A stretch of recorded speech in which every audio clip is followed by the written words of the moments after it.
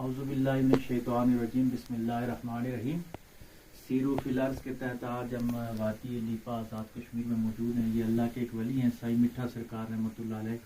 بالکل لیپا بارڈر کے اوپر ان کا مزار ہے۔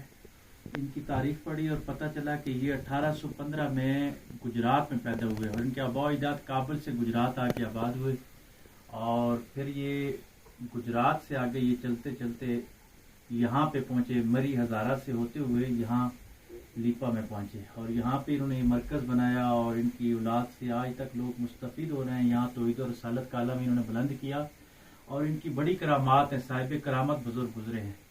ان کی ایک بڑی کرامت کہ 1965 کی جنگ میں یہاں ناپاک ہندوستان نے قبضہ کیا، تو ان کی کرامت